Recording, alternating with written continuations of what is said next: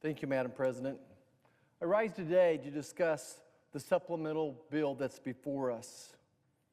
What should be appropriately called the Ukraine funding bill. You know, it's only in America where we try to fund other nations' problems, to fight other people's wars for them, before we fix our own budget. You know, we're just weeks away from our own government funding ending. We had a president's budget who was due several weeks ago. We don't have that budget. We've not done the funding for this year yet. And yet we're moving on to a supplemental bill, of course, all in the background of $34 trillion of debt. A couple things to point out about this supplemental bill. Stating the obvious, there's no border security in this bill. Nothing to secure our border. We're about to send almost $100 billion overseas without addressing our most imminent national security threat that our nation faces, our open southern border.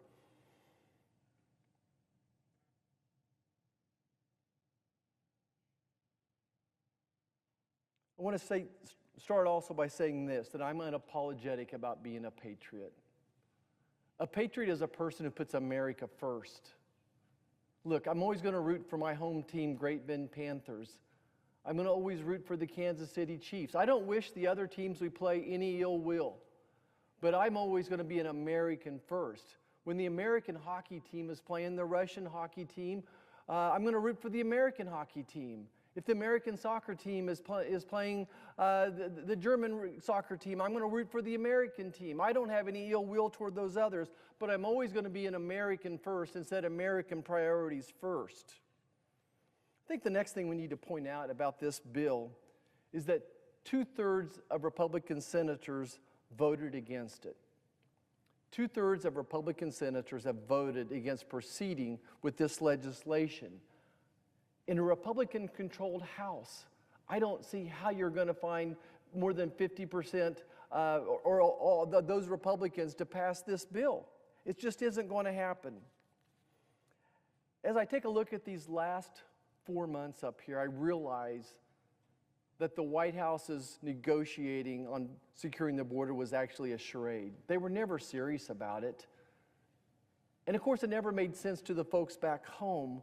Why would we have to beg the President of the United States to secure our own border? Why would we have to negotiate over that? Why would we have to give them Ukraine funding in return for a secure border? It made sense to nobody.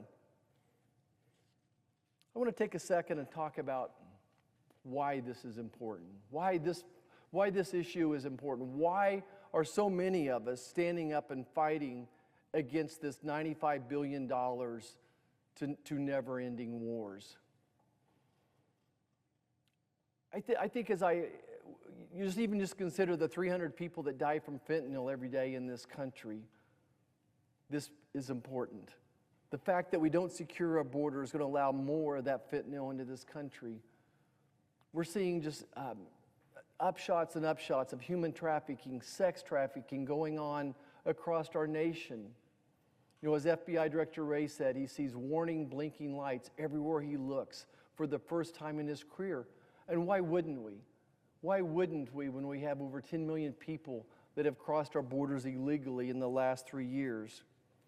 So I think it's important from a national security standpoint. This is important to secure our nation and to make our families safe again. Then we'll talk a moment about who we're fighting for. You know, this is no longer just our own border issue, but I'm fighting for families back home. Every state is now a border state. Fentanyl poisoning kills a person most every day in the state of Kansas. So I'm fighting for all those people that died. You know, I just read this week a young lady in Kansas who has lost 4 members of her family from fentanyl poisoning, and most recently, over the past several weeks, lost a child to fentanyl poisoning. So I'm fighting for all those who have lost a loved one to fentanyl poisoning, and for all those people that are being human trafficked as we speak, are being sex trafficked as we speak as well. So I'm fighting for all those people. I think it's important to take a second and talk about how we got here. You know, how we got to these open borders.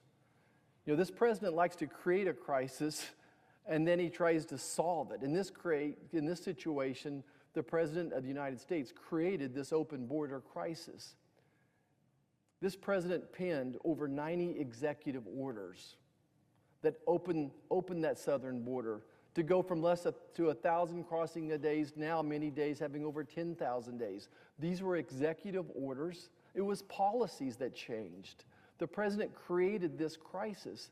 And even today, the president could end that crisis. The president could shut down the border. He has the legal authority today to shut down the border, to secure the border. How do we get to the Ukraine war? Another crisis created by our current president. You know, I would go back to Afghanistan.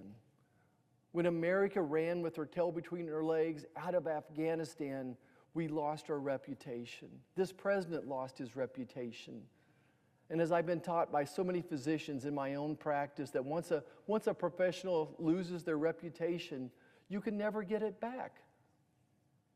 And then you fast forward and you see that this president will not respond to Iran's attack on Americans through their puppets without any type of significant response. I think it just basically allows our enemies to push us around and to shove us. How do we get to the Israel situation where Hamas came to be, where Hamas had the courage to cross the borders, to brutally attack and murder thousands of Israelis? I think, again, it's this lack of respect. It was a lack of respect. It was this president's policies that allowed Iran to increase their sales of oil, to allow their economy to grow, to allow them to fund, and to ship weapons to these puppets of theirs, these terrorists. I think an even bigger picture of how we got here is just the lawlessness in America today. The lawlessness, you know, it started with an open southern border, cashless bail, turning our heads away from riots, the smash and grabs, turning our eyes away from these, to see the lawlessness grow. And then to see the fentanyl explode, and as my dad, the police officer, taught me, wherever there's illegal drugs, that crime is going to certainly follow it as well.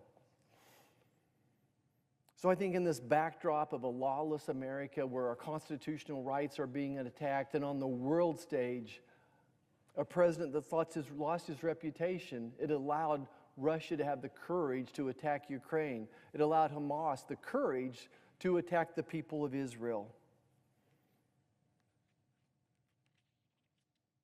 As I look at the big picture of this legislation, $60 billion for Ukraine, I think what else we could do with that.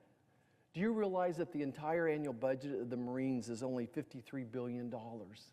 How much more national security could we have if we invested the money in our Marines as opposed to sending this money abroad? We could have built 3 walls on the southern border easily with this amount of money, maybe much more. As leaders, we need to focus on priorities, and I think that's what America is seeing right now. I think they're seeing these 2/3 of Republicans that have voted against proceeding with this supplemental bill. We were folks who put our own national security first, put securing the border first. But up here in D.C., my friends across the aisle, the White House, they continue to put Ukraine funding as their priority.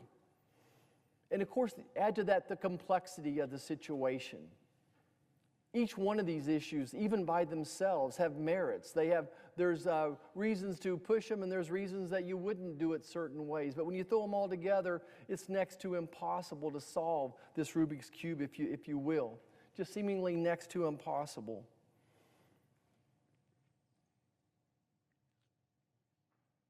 You know, one of the things that the national media especially likes to do up here is declare within hours of a vote who was right and who was wrong. And I think it's important to realize that oftentimes we don't know who's right or wrong for years, for decades after. And even sometimes they write the history books and they don't get it right. And I certainly have empathy for those who support Ukraine funding right now. And I could be wrong. I could be wrong that this is not the proper time to do it. But what I'm not wrong on is securing the border. That should be the top priority. And once we secure our own border, Then let's look abroad and then see what we can do to help with Ukraine as well.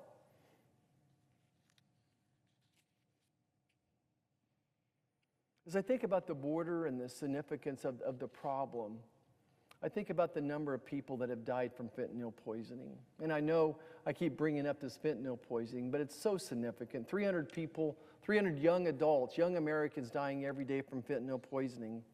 And you try to put that into historical perspective. Pearl Harbor, a day that lives in infamy, 2,400 American soldiers died, 2,400. So that would be 8 days in February, the same number of people died from fentanyl. Every 8 days, we lose the same number of Americans that we lost in Pearl Harbor, a horrible tragedy. Of course, 9/11, some 3,000 people died there. In 10 days, just this month of February alone, we've lost more Americans to fentanyl poisoning than we lost at 9/11. D-Day, 2,500 Americans died. Again, in just the month of February, we've lost more Americans to fentanyl poisoning than we did to D-Day. So I think for that, if nothing else, is what we should be focused on. We should be securing our border to stop the flow of fentanyl into this country, to stop the human trafficking, to stop the sex trafficking, for all those reasons. I want to talk a little bit more what border security looks like. Many of us have been to the border multiple times, and the Border Patrol officer, I think, would be one group of credible people. And in my last visit, what they focused on is they needed policy changes. And I think it's important that Americans realize that we would have proceeded with this bill if there was meaningful border security in the original legislation. Again, all the border security has been stripped out of this bill, but it's important for Americans to know what was missing. The Border Patrol officers themselves said that this bill, to make America truly secure, we needed more work on asylum, more work on the parole issue, and then this magic number of 5,000 when the border shuts down. Not that it really ever did under this legislation, of course, the border never really shut down. That 5,000 was way too high, and to codify that into law would almost make that the norm. Again, the Border Patrol would say, we really can't deal with more than 1,000 people crossing the border a day. And even 1,000 is a huge stress, and they recommended whenever we hit 1,000 that we would literally shut the border down. So again, if this bill would have been negotiated in broad daylight, if it would have went through the Judiciary Committee, went through some type of a process where we could have addressed that particular number. On the parole situation, I think this is so important that Americans understand that under President Obama, he was paroling 5,000 people per year. President Obama was paroling 5,000 people per year. President Trump, 5,000 people per year. Joe Biden, 700,000 people per year. So this president is illegally paroling over 700,000 people per year. Now, what's the magic number that should be? Is it 5,000? Is it 10,000? I think that we in the Republican caucus were willing to negotiate that number. And if there was some extenuating circumstances, then the president could come to this body and say, hey, we need more than that number. But just to say that as long as they're flown in, and by the way, the vast majority of those parolees are flown in on, of course, American taxpayer dollars. So think about that. 2 million people have been paroled under President Biden. 2 million people flown into this country for the most part on American taxpayer dollars.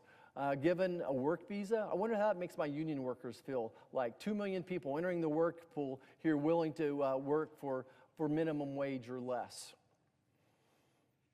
So this bill did not correct the parole situation, that they could continue to come into this country as long as they were flown in. And then the asylum issue. What this legislation did, again, was basically codify catch and release. Yes, some of the people were being caught and retained, but a significant number were still being caught and released for who knows how long. So that is the bare minimum that needed to occur on this bill to make it palatable because we wanted meaningful border security. We wanted to address asylum, address parole, and then this magic number of 5,000 when people cross the border, those number of encounters, that we would change it, that would shut down the border. So I hope that dispels any questions or concerns about what we would like to do with border security.